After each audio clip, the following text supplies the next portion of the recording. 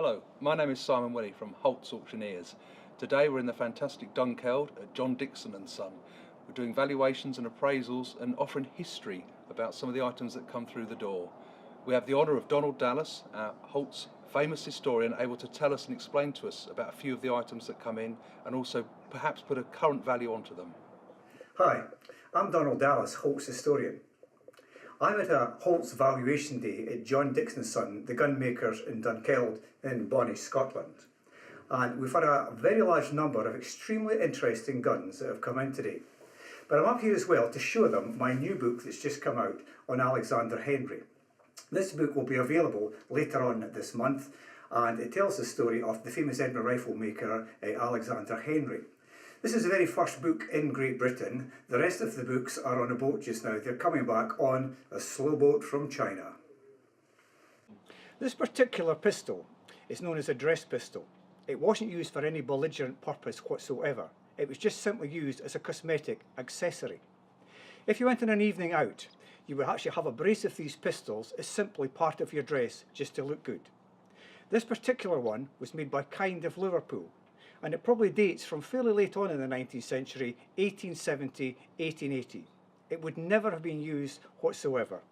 How's this for a really interesting discovery? A customer brought this gun in. It's a Joseph Harcum sidelock ejector. Fairly standard sort of gun, not particularly interesting, and is in a purdy case. But what's absolutely fascinating is, have a look at the name on top of the case. The name on the top of this case has Charles Gordon Esquire written on it. This case originally housed a purdy built for the very famous Scottish eccentric Charles Gordon, who ordered hundreds and hundreds of guns in the late 19th century and never fired any of them at all. The customer was absolutely delighted when I told him his Harcum gun, although a nice gun, was not particularly exciting, but the Charles Gordon case is really exciting and should fetch an extremely high price because it belonged to the famous Scottish collector Charles Gordon.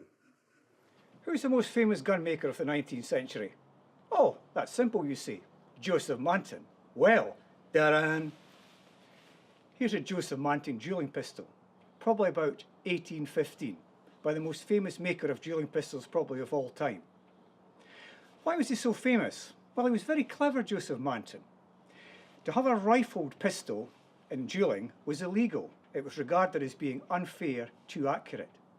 So what Joseph Manton did was, he had invisible rifling. The barrel was rifled for probably its 3/4 of its length, and the end was smooth bore. So when the second in a dueling match examined the pistols and put his finger down the bore, he could tell it was smooth bore. But as we know, it wasn't. It was rifled. And Joseph Manton's reputation was made as the preeminent maker of dueling pistols. This is another really interesting gun that a customer brought in. At first glance, it looks like it's a double-barrel percussion shotgun about 1820 by Walker of London. It looks like perhaps the barrels have been cut down at some stage. But in close examination of it, the barrels have never been cut down in this gun. It's been deliberately built with barrels of around 19 inches long. This is not a double-barrel percussion shotgun. This is a double-barrel percussion coaching carbine. By the early years of the 19th century, blunderbusses were going slightly out of fashion, and a lot of coach guards preferred to actually have double-barrel guns that were more effective than a single-barrel blunderbuss.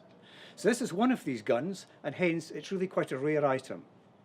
Well, what a fantastic day. We've had some real gems turn up today. We've had the coach pistol, we've had a travelling carbine. It's amazing where all this stuff comes from.